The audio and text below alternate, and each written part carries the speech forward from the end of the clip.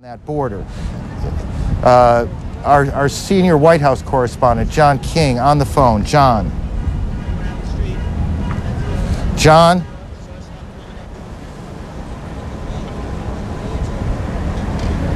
John King, can you hear me? It's Aaron. I hear you, Aaron. What have you got to report for us? Aaron, I'm standing across from the White House. I'm told by Secret Service and administration sources that all of the principals, all of the protectees, meaning the President, the Vice President, the First Lady, and Mrs. Cheney, are safe. They do not want us disclosing their locations, but I am told by a senior administration official that the plan and the priority is to get President Bush back to the White House as soon as they believe it is safe.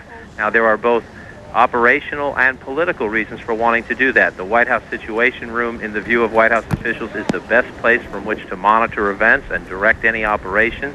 That is a fortified structure within the White House compound where we know the Vice President was when everyone else was evacuated from the premises earlier.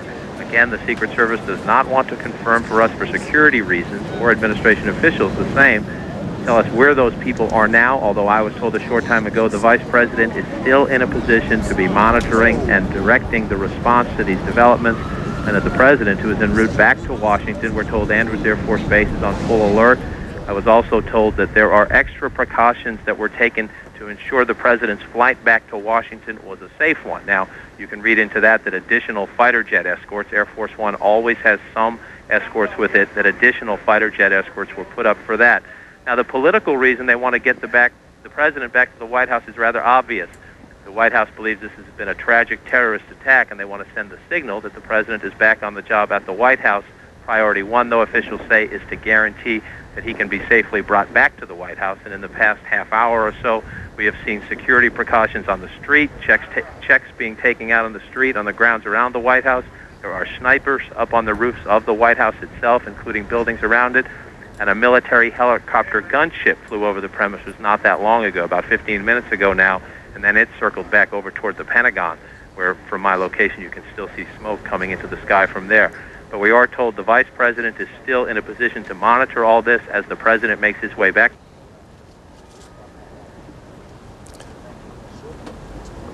John, thank you. Our senior White House correspondent, John King. As John mentioned, the President was in Sarasota, Florida, making his way back to Washington. Whether he'll be taken directly to the White House or not is a little bit unclear. Secret Service wants to make sure the building is safe. It is, I would add, one other symbolic reason why you would want to get the President in the White House, and that's to send a message to who's ever responsible for this, that yes, you've caused extraordinary damage and a great deal of tragedy here, but what you haven't done is shut down the American government. The President will want to get home. Governor George Pataki of New York joins us on the telephone. Governor, are you there? Can you hear me? Yes, I'm here. What are you hearing from the Trade Center area itself? Well, we're still hearing that it's a horrific situation. We're in desperate need of people to help out with emergency services.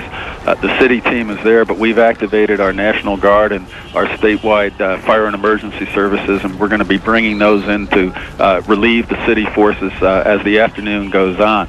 I've been in touch with the mayor, I've been in touch with the White House, and everything that we can do and everything that can be done is being done at this point.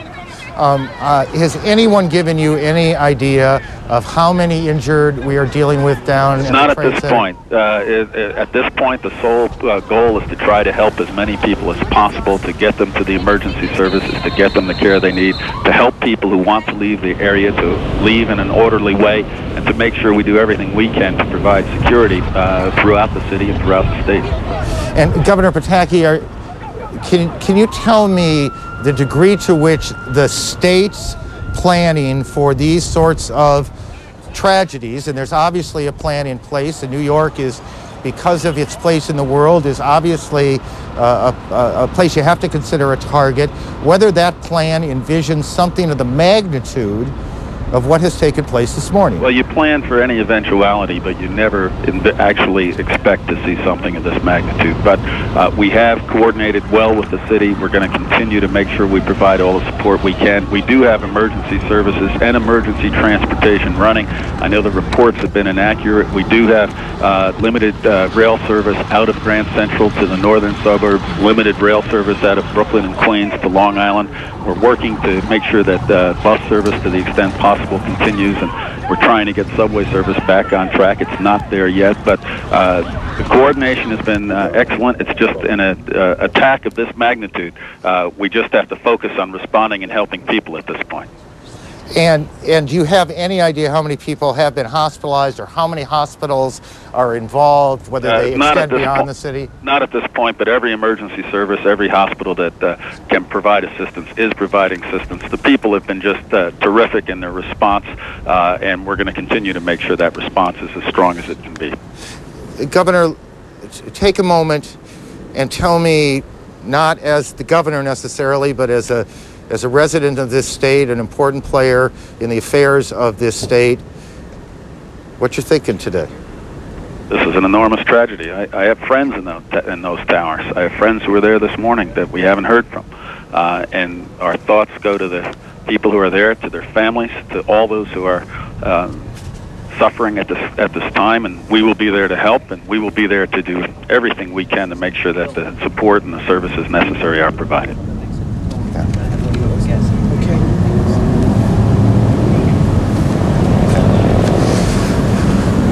Governor, thank you. Governor George Pataki joining us here. The National Guard has been activated to support New York City Police. Andrea KOPPEL is on board a flight with the Secretary of State. Andrea, what are you hearing from officials there?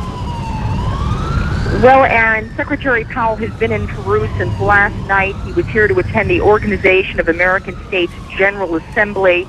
Obviously, when he got the news of the attacks in the United States, his aides scrambled to prepare things for him to leave. We are now, as you say, on board his plane. We're about to take off from Lima to head back to Washington. While at the OAS General Assembly, Secretary Powell said it was a terrible tragedy that had fallen on all who believe in democracy, but he said that will never kill the spirit of the American people. He also said that America will bring those responsible to justice, Aaron. There was also a minute of silence at the Organization of American States, and Secretary Powell obviously had to abruptly change his plans. He was supposed to be leaving Peru later this afternoon to head on to Colombia for his first trip there, but obviously the attacks in the United States have changed that, and he's headed back to Washington. Aaron? Andrea, give me a sense of the Secretary's demeanor. I mean, we know this is a man who has been through a lot in his life, has seen a lot in his life. Did he appear shaken to you? I would say that Secretary Powell is someone who doesn't show his emotions in that way. This is a man with 35 years of military experience, former chairman of the Joint Chiefs of Staff, former National Security Advisor himself, who's seen a lot in his day. And so I would say that obviously he appeared somber, very serious, but in terms of any other emotion, I would say that he's able to keep that very close to his chest. Andrea, thank you. Andrea KOPPEL, flying back with the Secretary of State from South America. Our colleague Judy Woodruff in Washington. Judy? Aaron, we have joining us now on the phone from the Pentagon our military affairs correspondent Jamie McIntyre. Jamie, I understand you are inside the perimeter of where the commercial jetliner came down at the Pentagon. Well, it appears that we may have lost the phone connection with Jamie McIntyre. We're going to try to get that restored immediately. Jamie, are you there? Now we have Bob Franken, our Washington correspondent, joining us from the Pentagon. Bob, tell us what you are seeing there. Well, what we're seeing, of course, in back of me is the smoke that's coming from the west side of the Pentagon, where, as we now know, a plane which is believed to have been a jumbo jet crashed into the Pentagon. It has left a hole. There was a collapse of that side of the building. You're seeing the smoke, of course, to my